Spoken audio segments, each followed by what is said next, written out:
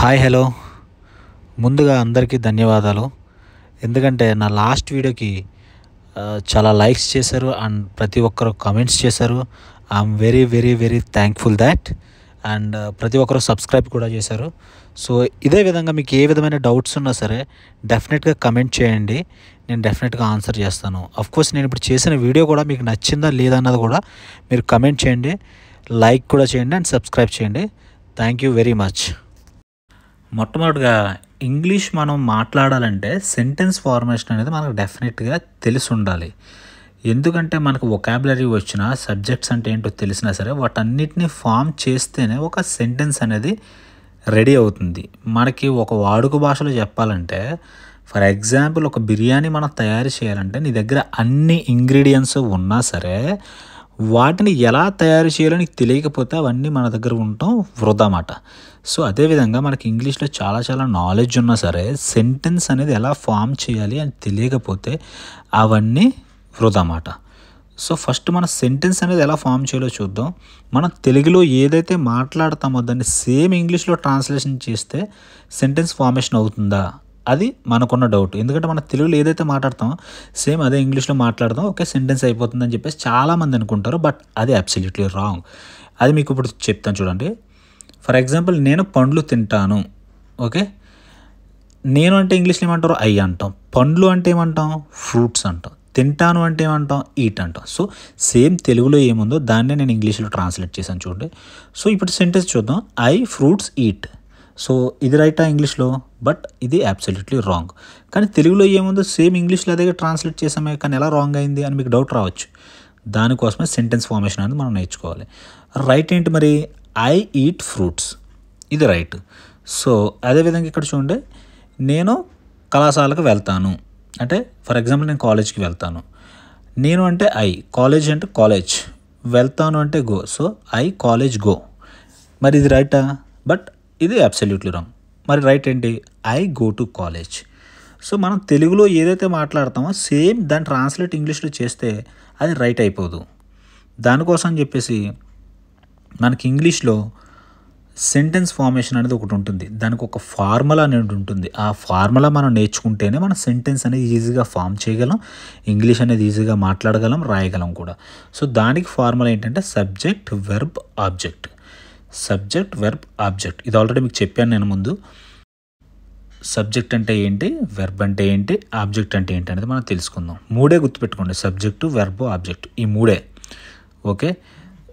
Subject అంటే I నేను, వి మేము, యు నీవు, హీ అతను, షీ ఆమె, ఇట్ ఇది, దే వాళ్ళు, ఇవే subjects.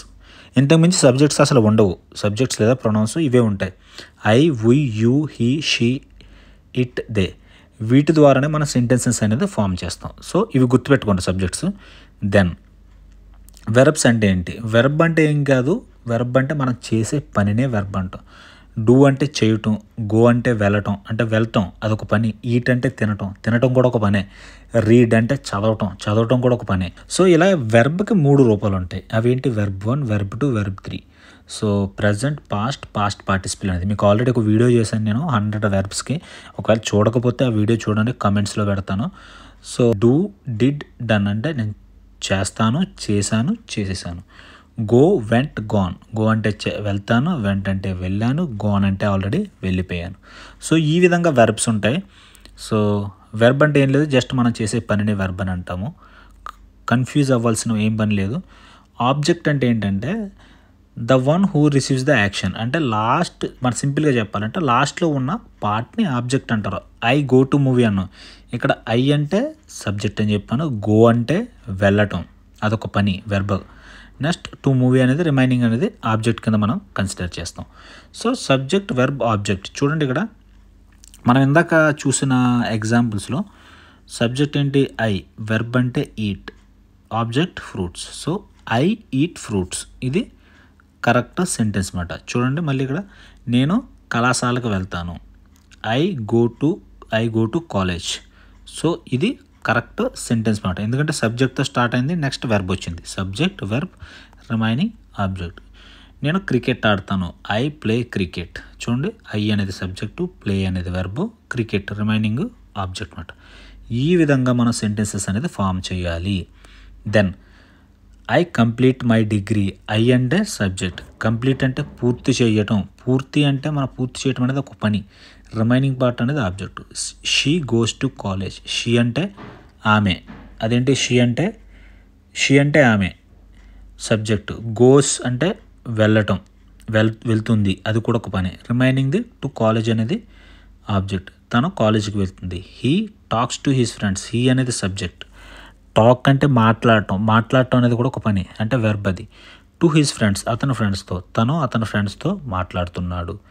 They play cricket. They అంటే వాళ్ళు, దే అంటే సబ్జెక్ట్. ప్లే అంటే ఆడటం అనేది ఒక verb. So subject verb. Cricket అంటే ఆబ్జెక్ట్ అన్నమాట. సో అదేవిధంగా I love shopping.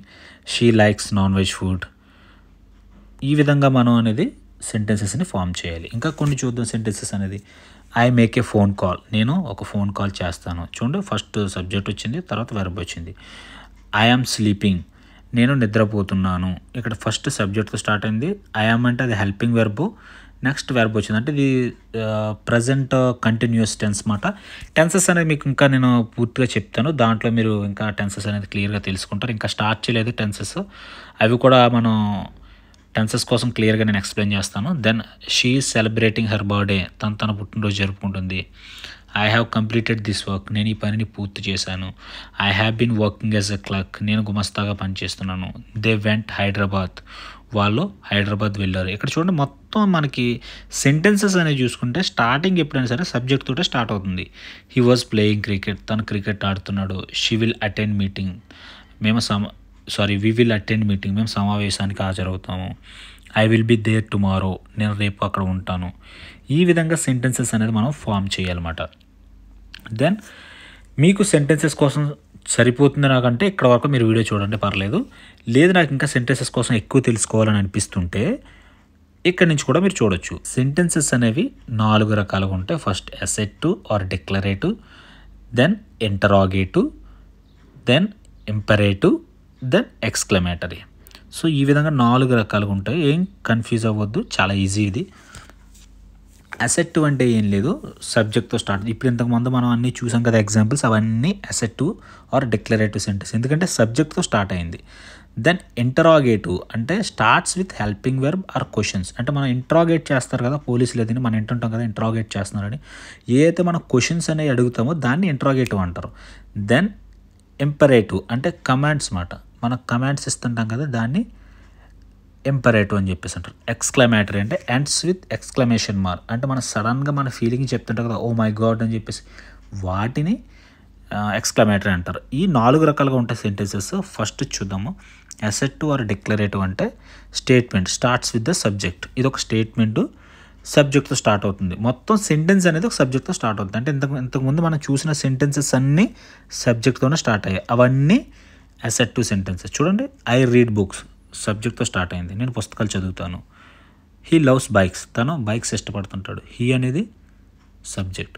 Then she eats always, తను అస్తమాను తింటుంది. షీ అనేది ఏంటి subject. So then sun rises in the east, so సూర్యుడు తూర్పున ఉదయిస్తాడు. దే ప్లే గేమ్స్ అంటే వాళ్ళు ప్లే గేమ్స్ అనేవి ఆడుతుంటారు. వీ గో టు మూవీ, మేము మూవీకి వెళ్తాము. ఈ విధంగా ఏదైతే మనకి సబ్జెక్ట్స్తో సెంటెన్స్ అనేది స్టార్ట్ అవుతుందో దానిని అసెర్టివ్ సెంటెన్స్ అని చెప్పేసి అంటాం. సో తర్వాత మరి ఇంట్రాగేటివ్ అంటే ఏంటి? ఇంట్రాగేటివ్ అంటే ఏం లేదు, అది క్వశ్చన్స్ మాట. క్వశ్చన్స్ని అన్నిటిని మనం ఇంట్రాగేటివ్ అంటాం. Starts with the helping verb or question words. Question words అంటే ఏంటి? What, where, when, why, who, వీటన్నిటిని క్వశ్చన్ వర్డ్స్ అంటారు. చూడండి, for example, what is your name, మీ పేరేమిటి? ఎప్పుడైనా సరే ఇంట్రాగేటివ్ సెంటెన్స్ అనేది క్వశ్చన్ మార్క్తో ఎండ్ అవుతుంది. So what is your name, మీ పేరేమిటి? వేర్ డూ యూ లివ్, మీరు ఎక్కడ నివసిస్తున్నారు? హూ ఆర్ యూ, నీవెవరు? Then who is your best friend, నీ స్నేహితుడు బెస్ట్ ఫ్రెండ్ ఎవరు? డూ యూ లైక్ పిజ్జా, మీకు పిజ్జా ఇష్టమా? హౌ మచ్ ఇట్ ఈస్, ఇదెంత? ఇలా ప్రశ్నలన్నింటినీ మనం ఇంట్రాగేటివ్ కింద మనం చెప్తాం. వీటికి హెల్పింగ్ వెర్బ్స్తో కానీ లేదా క్వశ్చన్ వర్డ్స్తో కానీ స్టార్ట్ అవుతుందన్నమాట సెంటెన్స్ అనేది. దెన్ ఈజ్ షీ రీడింగ్, ఆమె చదువుతుందా? Are they coming with us? వాళ్ళు మాతో వస్తున్నారా? What is your favourite food? నీ యొక్క ఫేవరెట్ ఫుడ్ ఏంటి? ఇలా క్వశ్చన్స్ అన్నిటిని మనం ఇంట్రాగేటివ్ అంటాం. దాని థర్డ్ చూద్దాం. ఇంపారేటివ్ అంటే కమాండ్స్ ఆర్ ఇన్స్ట్రక్షన్స్. ఇది కూడా చాలా సింపుల్. కమాండ్స్ అంటే ఏమంటాం? కమాండ్స్ అంటే ఏంటి? డోంట్ మేక్ నాయిస్, శబ్దం చేయొద్దు. డ్రైవ్ స్లోలీ, నెమ్మదిగా వెళ్ళు. కీప్ యువర్ మొబైల్ సైలెంట్, మీ మొబైల్ని సైలెంట్లో పెట్టండి. డోంట్ గో ప్లీజ్, మీరు వెళ్ళొద్దు. యూ క్యాన్ గో, మీరు వెళ్ళొచ్చు. రెస్పెక్ట్ యువర్ ఎల్డర్స్, మీ పెద్దల్ని గౌరవించండి. ఈ విధంగా కమాండ్స్ని కానీ ఇన్స్ట్రక్షన్స్ని కానీ మనం ఇంపారేటివ్ అని చెప్పేసి అంటాం. లాస్ట్ వచ్చేసి ఎక్స్క్లమేటరీ. అసలు ఎక్స్క్లమేటరీ ఏంటంటే మన express sudden or strong emotion and feelings. మన యొక్క స్ట్రాంగ్ ఎమోషన్స్ని కానీ ఫీలింగ్స్ని కానీ ఎక్స్ప్రెస్ చేయడాన్ని ఎక్స్క్లమేటరీ అంటారు. ఈ సెంటెన్స్ అనేది ఎక్స్క్లమేషన్ మార్క్స్తో ఎండ్ అవుతుంది. చూడండి, for example, what a beautiful sunset అంటే ఇక్కడ మన స్ట్రాంగ్ ఎమోషన్ మనం చెప్తాం. What a beautiful sunset. Then fantastic, then so beautiful. So ఈ విధంగా మన యొక్క ఎమోషన్ని, మన స్ట్రాంగ్ ఫీలింగ్ని ఎక్స్క్లమేటరీ సెంటెన్సెస్ ద్వారా మనం చెప్తాం. దెన్ హో I love this song, amazing, you did a great job, what a wonderful gift. So చూడండి, ఇక్కడ ఎక్స్క్లమేటరీ మార్క్ అనేది ఎండ్ అవుతుంది. ఇలా స్ట్రాంగ్ ఫీలింగ్స్ని కానీ మన ఎమోషన్స్ని కానీ మనం ఎక్స్ప్రెస్ చేస్తే దాన్ని ఎక్స్క్లమేటరీ సెంటెన్స్ అని చెప్పేసి అంటారు. So you are such a liar, what a cute child, I did it. So ఈ విధంగా మన యొక్క ఫీలింగ్స్ని వాటిని ఎక్స్ప్రెస్ చేయడాన్ని ఎక్స్క్లమేటరీ సెంటెన్సెస్ అని చెప్పేసి అంటారు. సో సెంటెన్సెస్ అనేది ఈ విధంగా 4 రకాలుగా ఉంటుందన్నమాట. సో దీంట్లో మీకు ఏ విధమైన డౌట్స్ ఉన్నా సరే నన్ను డెఫినెట్గా అడగండి. నేను డెఫినెట్గా కమెంట్ విధంగా నన్ను అడగండి, నేను డెఫినెట్గా మీకు ఆన్సర్ చేస్తాను.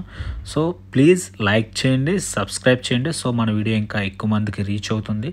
మీకు ఏ విధమైన డౌట్స్ ఉంటే, ఈ టాపిక్ కాదు ఏ టాపిక్ మీద ఉన్నా సరే డౌట్స్ ఉన్నా నాకు కమెంట్ చేయండి. నేను డెఫినెట్గా వాటి మీద నేను వీడియో అనేది చేయటం జరుగుతుంది. Thank you.